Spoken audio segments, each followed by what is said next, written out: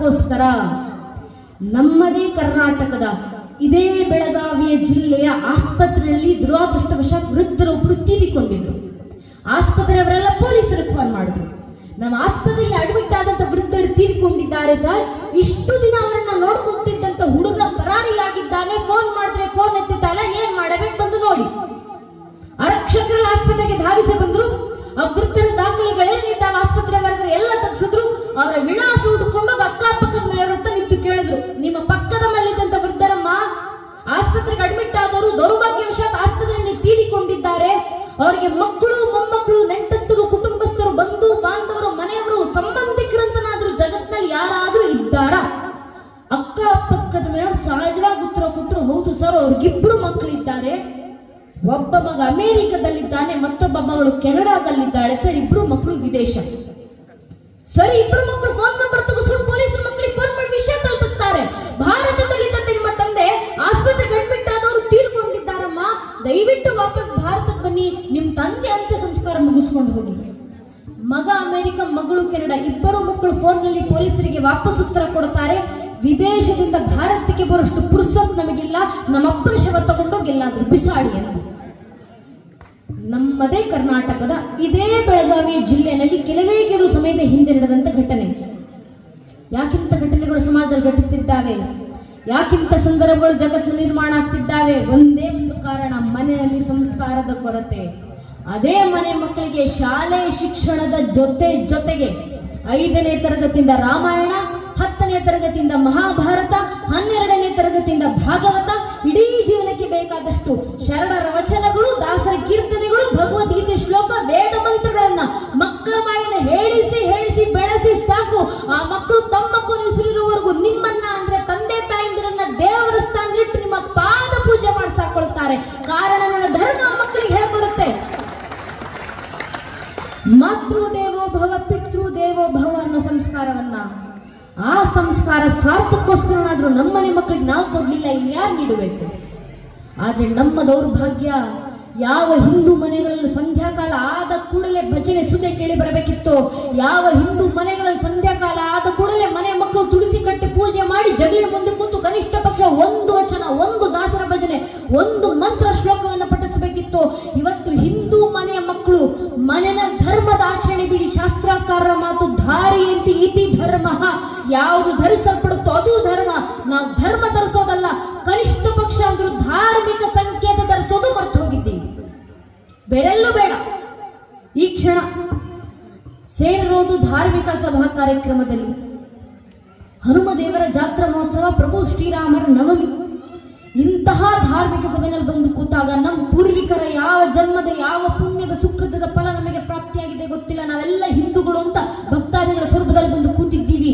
ಇಂತಹ ಧಾರ್ಮಿಕ ಸಭೆಯಲ್ಲಿ ಬಂದು ಕೂತಾಗ ಸ್ವಲ್ಪ ಅಕ್ಕಪಕ್ಕ ಸುತ್ತಮುತ್ತ ಕಣ್ಣಾಡಿಸಿ ನೋಡಿ. ನಿಮ್ಮ ಅಕ್ಕಪಕ್ಕದಲ್ಲಿ ಹಿರಿಯರಿರ್ತಾರೆ, ಸುತ್ತಮುತ್ತ ವೃದ್ಧರಿರ್ತಾರೆ. ಆ ಹಿರಿಯರ ಹಣೆ ಸ್ವಲ್ಪ ಗಮನಿಸಿ. ಅವ್ರ ಹಣೆಗೊಂದು ಕುಂಕುಮ ಹಚ್ಚಿರ್ತಾರೆ, ಹಣೆ ತುಂಬ ವಿಭೂತಿ ಬೆಳೆದಿರ್ತಾರೆ, ಗಂಧ ಚಂದನ ತಿಲಕ ಭಂಡಾರ ಯಾವುದೋ ಒಂದು ಪರಂಪರೆಗನುಸಾರವಾಗಿ ಒಂದಲ್ಲ ಒಂದು ಧಾರ್ಮಿಕ ಸಂಕೇತ ಅವರ ಹಣೆನಲ್ಲಿ ವಿಜೃಂಭಿಸ್ತಿರುತ್ತೆ. ಅದೇ ಸ್ವಲ್ಪ ನನ್ನ ವಯಸ್ಸಿನ, ನನ್ನ ಪೀಳಿಗೆಯ, ನನ್ನ ತಲೆಮಾರಿನ ಮಕ್ಕಳನ್ನ ಗಮನಿಸಿ ನೋಡಿ ಹಣೆಗಳನ್ನ. ಎಷ್ಟು ಜನ ನನ್ನ ವಯಸ್ಸಿನ ಮಕ್ಕಳು ಹಣೆಗೆ ಧಾರ್ಮಿಕ ಸಂಕೇತ ಧರಿಸಿ ಬಂದಿದ್ದಾರೆ. ವಿಶೇಷತಃ ನನ್ನ ವಯಸ್ಸಿನ ಹೆಣ್ಣು ಮಕ್ಕಳು, ನಮ್ಮ ಮನೆ ಹೆಣ್ಣು ಮಕ್ಕಳು ಹಣೆಗೆ ಕುಂಕುಮ ಇಡೋ ಪದ್ಧತಿಯೇ ಮರ್ತು ಹೋಗ್ತಿದ್ದಾರೆ. ಇವತ್ತು ಹಣೆ ಕುಂಕುಮನ್ನೇ ಹಚ್ಚೋದಿಲ್ಲ. ಅಮ್ಮ ಅಂದ್ರೆ ಒಂದು ಕಪ್ಪು ಚುಕ್ಕಿ ತಗೊಂಡು ಹಣೆ ಇಟ್ಕೊಳ್ತಾರೆ. ಜಾತ್ರಾ ಮಹೋತ್ಸವಗಳಿಗೆ ದೇವಸ್ಥಾನಕ್ಕೆ ಬಂದಾಗ ಭಂಡಾರ ಇಡ್ಲಿಕ್ಕೆ ಹೋದ್ರೆ ದೊಡ್ಡದಾಗಿ ಭಂಡಾರ ಇಡಬೇಡಿ, ಸಣ್ಣದಾಗಿ ಇಡಿ ಅಂತ ಕೇಳ್ಕೊಳ್ಳೋದು ಬೇಡ. ಅದ್ರ ಮೇಲೆ ತಪ್ಪು ನಮ್ಮನೆ ಹೆಣ್ಣು ಮಕ್ಕಳದಲ್ಲವೇ ಅಲ್ಲ. ಏನಕ್ಕೆ ಹಣೆ ಕುಂಕುಮ ಇಡಬೇಕು ಅಂತ ಹೇಳ್ಕೊಡದೆ ಇರುವಂತ ಮನೆ ಪೋಷಕರ ತಪ್ಪು, ಮನೆ ಹಿರಿಯರ ತಪ್ಪು. ನಮ್ಮನೆ ಹೆಣ್ಮಕ್ಳಿಗೆ ಹೇಳ್ಕೊಡ್ಬೇಕು ನಾವು, ಏನಕ್ಕಮ್ಮ ಹಣೆ ಕುಂಕುಮ? ಕಾಟಾಚಾರಕ್ಕಿಡೋದಲ್ಲ. ಮಾರ್ಕಂಡ ಋಷಿಮುನಿಗಳು ದೇವಿ ಭಾಗವತದಲ್ಲಿ ಬರೀತಾರೆ, ಶುಂಭ ಎಂಬ ಇಬ್ಬರು ರಾಕ್ಷಸರು ತಾಯಿ ಜಗನ್ಮಾತೆಯ ಕೆಟ್ಟ ದೃಷ್ಟಿಯಿಂದ ನೋಡಿದಾಗ ತಾಯಿ ಜಗನ್ಮಾತೆ ಖುದ್ದು ಕ್ರೋಧಿತರಾಗಿ ಶಾಂಭವಿ ಅವತಾರಣ ತಾಳಿ ನಿಂತು ಶುಂಭರ ಸಂಹಾರವನ್ನು ಮಾಡಿ ಆ ರಾಕ್ಷಸರ ರಕ್ತವನ್ನು ತೆಗೆದುಕೊಂಡು ತಾಯಿ ಜಗನ್ಮಾತೆ ಹಣೆಗೆ ಹಚ್ಕೊಂಡ್ರಂತೆ. ಅದರ ಸಂಕೇತವಾಗಿ ನಮ್ಮನೆ ಹೆಣ್ಮಕ್ಳು ಇವತ್ತಿಗೂ ಹಣೆ ಕುಂಕುಮ ಇಡ್ತಾರೆ. ಯಾಕೆ? ಎದುರಿಗೆ ಬರುವಂತ ಪುರುಷರಿಗೆ ಎಚ್ಚರಿಕೆಯನ್ನು ಕೊಡ್ಲಿಕ್ಕೆ.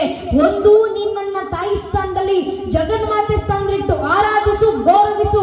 ಅಕಸ್ಮಾತ್ ಕೆಟ್ಟ ದೃಷ್ಟಿಯಿಂದ ನೋಡಿದ್ರೆ ಶುಂಭರಿಗೆ ಬಂದ ಪರಿಸ್ಥಿತಿನೇ ನಿನಗೂ ಬರುವುದು ಅಂತ ಎಚ್ಚರಿಕೆ ಗಂಟೆ ಕೊಡ್ಲಿಕ್ಕೆ ಹಿಂದೂ ಮನೆಯ ಒಬ್ಬೊಬ್ಬ ಹಿಂದೂ ಹೆಣ್ಮಗಳು ಜೀವಂತ ದುರ್ಗೆ ಅಂತ ಹಣೆಗೆ ಕುಂಕುಮ ಇಟ್ಟು ಓಡಾಡಬೇಕಂತ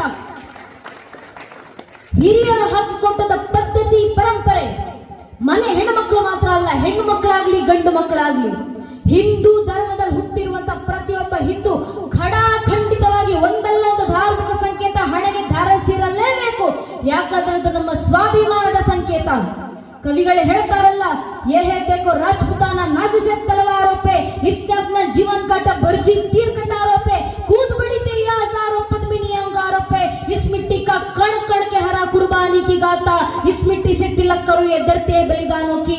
ಅರ್ಥಾತ್ ನಮ್ಮ ಮೇಲಾದಂತ ಸಾವಿರಾರು ವರ್ಷಗಳ ದಾಳಿಗಳ ನಂತರವೂ, ನೂರಾರು ಜನಾಂಗಗಳ ಆಕ್ರಮಣಗಳ ನಂತರವೂ, ಅಸಂಖ್ಯ ಕಷ್ಟ ನಷ್ಟಗಳ ನಡುವೆಯೂ ಇವತ್ತಿಗೂ ತಲೆ ಎತ್ತಿ ತಲೆವೆತ್ತಿ ನಿಂತಿರುವಂತ, ಮೃತ್ಯುವನ್ನು ಮಣಿಸಿ ಬದುಕ್ತಿರುವಂತ ಮೃತ್ಯುಂಜಯ ಸನಾತನ ಹಿಂದೂ ಧರ್ಮದ ಒಬ್ಬ ಹಿಂದುವಾಗಿ ನಾನೊಬ್ಬ ಇವತ್ತಿಗೂ ಜೀವಂತ ಇದ್ದೀನಿ ಅಂತ ಜಗತ್ತಿನ ಮುಂದೆ ಸಾರಿ ಸಾರಿ ಹೇಳಿಕೊಳ್ಳಿಕ್ಕಿರುವಂತ ಒಂದು ಜೀವಂತಿಕೆ ಸಂಕೇತ, ಹಣೆಗೆ ಧರಿಸುವಂತ ಧಾರ್ಮಿಕ ಸಂಕೇತ, ಹಿಂದೂ ಧರ್ಮದಲ್ಲಿ ಹುಟ್ಟಿ ನನ್ನ ಧರ್ಮದ ಸಂಕೇತ ನಾನು ಹೇಳಿ ತಿಳಿಸ್ತಿಲ್ಲ, ಇನ್ಯಾರು ಧರಿಸ್ತಾರೆ?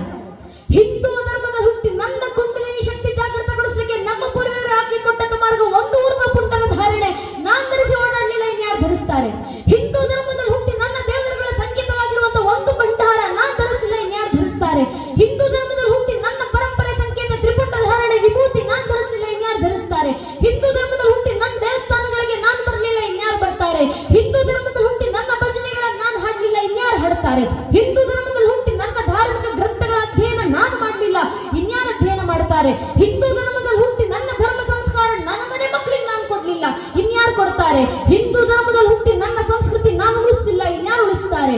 ಹಿಂದೂ ಧರ್ಮದಲ್ಲಿ ಹುಟ್ಟಿ ನನ್ನ ಪರಂಪರೆ ನಾನು ಬೆಳೆಸ್ತಿಲ್ಲ, ಇನ್ಯಾರು ಬೆಳೆಸ್ತಾರೆ? ಹಿಂದೂ ಧರ್ಮದಲ್ಲಿ ಹುಟ್ಟಿ ನನ್ನ ಪದ್ಧತಿ ನಾನು ಪ್ರತಿಷ್ಠಾಪಿಸ್ತಿಲ್ಲ, ಇನ್ಯಾರು ಪ್ರತಿಷ್ಠಾಪಿಸ್ತಾರೆ? ಹಿಂದೂ ಧರ್ಮದಲ್ಲಿ ಹುಟ್ಟಿ ನನ್ನ ಧರ್ಮ ನಾನು ಪಾಲಿಸ್ತಿಲ್ಲ, ಇನ್ಯಾರು ಪಾಲಿಸ್ತಾರೆ? ಹಿಂದೂ ಧರ್ಮದಲ್ಲಿ ಹುಟ್ಟಿ ನನ್ನ ಧಾರ್ಮಿಕ ಕ್ಷೇತ್ರಗಳ ಪರವಾಗಿ ನಾನು ನಿಂತ್ಕೊಳ್ಳಿಲ್ಲ, ಇನ್ಯಾರು ನಿಲ್ತಾರೆ? ಹಿಂದೂ ಧರ್ಮದಲ್ಲಿ ಹುಟ್ಟಿ ನನ್ನ ಸಂತ ಪರಂಪರೆ ಗುರುವರೇಣ್ಯರಿಗೆ ನಾನು ಋಣಿಯಾಗಿ ನಿಲ್ಲಿಲ್ಲ, ನನ್ನ ಜಗದ್ಗುರುಗಳಿಗೆ ಇನ್ಯಾರು ಋಣಿಯಾಗಿ ನಿಲ್ತಾರೆ? ಹಿಂದೂ ಧರ್ಮದಲ್ಲಿ ಹುಟ್ಟಿ ನನ್ನ ಧಾರ್ಮಿಕ ಜಾಗೃತಿ ನಾನು ಮಾಡಲಿಲ್ಲ, ಇನ್ಯಾರು ಮಾಡ್ತಾರೆ? ಹಿಂದೂ ಧರ್ಮದಲ್ಲಿ ಹುಟ್ಟಿ ನನ್ನ ಧರ್ಮದ ವಿರುದ್ಧವಾಗಿ ಪ್ರಶ್ನೆಗಳು ಎದ್ದಾಗ ಉತ್ತರ ಕೊಡ್ಲಿಕ್ಕೆ ನಾನ್ ಸಮರ್ಥನಾಗಿ ನಿಲ್ಲಿಲ್ಲ, ಇನ್ಯಾರು ಸಮರ್ಥರಾಗ್ತಾರೆ? ಸ್ವಾಮಿ, ಹಿಂದೂ ಧರ್ಮದಲ್ಲಿ ಹಿಂದುವಾಗಿ ಹುಟ್ಟಿ ಹಿಂದೂ ಧರ್ಮ ರಕ್ಷಣೆಗೆ ಹಿಂದುವಾಗಿ ನಾನು ನೀವುಗಳು ಮುಂದೆ ಬರ್ದಿಲ್ಲ, ಇನ್ಯಾರು ಮುಂದೆ ಬರ್ತಾರೆ? ಇನ್ಯಾರು ನಮ್ಮ ಧರ್ಮ ಉಳಿಸ್ತಾರೆ?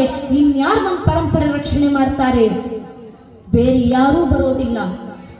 ಇಲ್ಲಿ ಕೂತಿರುವಂತ ನನ್ನ ನಿಮ್ಮ ಜನ್ಮ ಸಿದ್ಧ ಜವಾಬ್ದಾರಿ ನಮ್ಮ ಪರಂಪರೆ ಉಳಿವು. ನಾವೇ ಇದನ್ನ ರಕ್ಷಣೆ ಮಾಡಬೇಕು, ನಾವೇ ಇದನ್ನ ಮುಂದಿನ ಪೀಳಿಗೆಗೆ ತಲುಪಿಸ್ಲಿಕ್ಕಿರೋದು ಒಂದೇ ಒಂದು ಮಾರ್ಗ, ಅದು ಪರಶುರಾಮರು ಕೊಟ್ಟಂತ ಮಾರ್ಗ. ಅಗ್ರಸ್ಥೋ ಚತುರೋ ವೇದ ಪೃಷ್ಠತಂ ಶರಂ ಧನುಹು ಇದಂ ಬ್ರಹ್ಮವಿದಂ ಕ್ಷಾತ್ರಂ ಶಪಾದಪಿ ಶರಾದಪಿ. ಮಸ್ತಕದಲ್ಲಿ ಚತುರ್ವೇದಗಳ ಜ್ಞಾನಗಳು ತುಂಬಿದ್ದಾವೆ, ಬೆನ್ನಿನಲ್ಲಿ ಬಾಣಗಳ ಬತ್ತಳಿಕೆಗಳು ತುಂಬಿದ್ದಾವೆ. ವೈಚಾರಿಕವಾಗಿ ಯುದ್ಧ ಮಾಡ್ಲಿಕ್ಕೆ ಬರ್ತೀರಾ, ಬನ್ನಿ ಬ್ರಹ್ಮ ತೇಜಸ್ನಿಂದ ಎದುರಿಸ್ತೀವಿ. ನೇರ ಯುದ್ಧ ಮಾಡ್ಲಿಕ್ಕೆ ಬರ್ತೀರಾ, ಬನ್ನಿ ಕ್ಷಾತ್ರ ತೇಜಸ್ನಿಂದ ಎದುರಿಸ್ತೀವಿ. ಶಪಾದಪಿ ಶರಾದಪಿ, ಯಾವ ರೀತಿ ಬಂದು ರಾಷ್ಟ್ರ ಪರಂಪರೆ ರಕ್ಷಣೆಗೆ ನಾವು ಸಿದ್ಧ. ಪರಶುರಾಮರು ಕೊಟ್ಟ ಆದರ್ಶ ನಮ್ಮ ಸೌಭಾಗ್ಯ